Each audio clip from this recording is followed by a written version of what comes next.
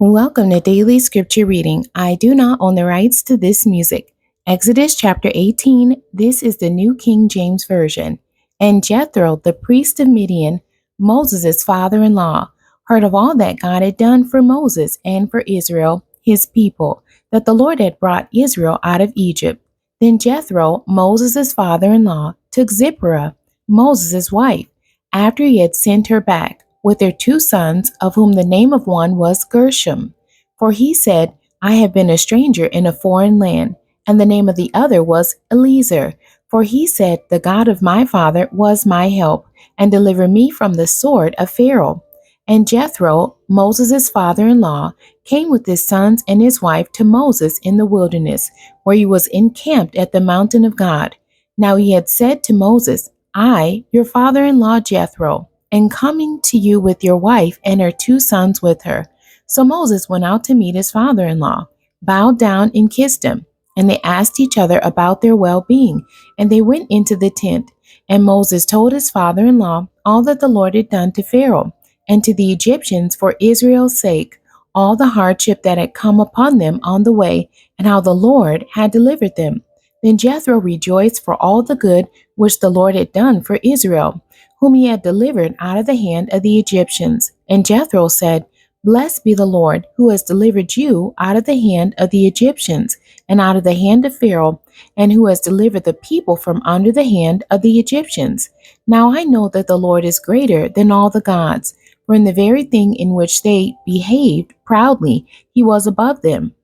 Then Jethro, Moses' father-in-law, took a burnt offering and other sacrifices to offer to God. And Aaron came with all the elders of Israel to eat bread with Moses' father-in-law before God. And so it was on the next day that Moses sat to judge the people. And the people stood before Moses from morning until evening.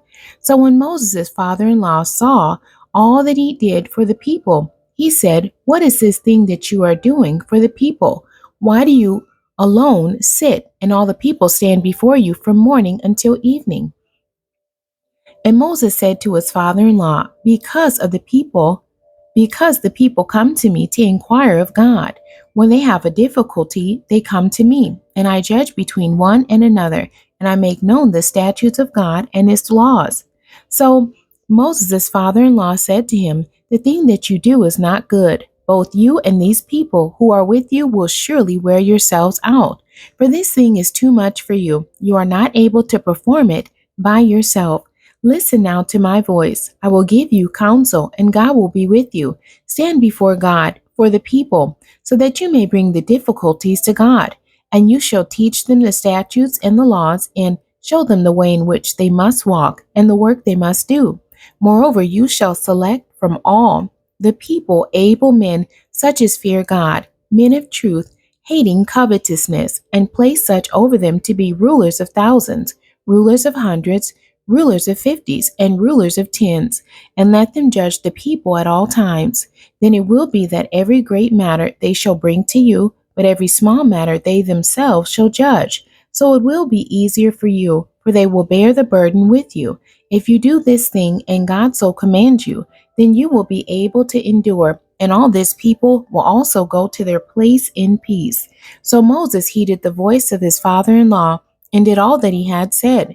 And Moses chose able men out of all Israel, and made them heads over the people, rulers of thousands, rulers of hundreds, rulers of fifties, and rulers of tens. So they judged the people at all times. The hard cases they brought to Moses, but they judged every small case themselves. Then Moses let his father-in-law depart, and he went his way to his own land. The end. God bless you, and thank you for joining me today.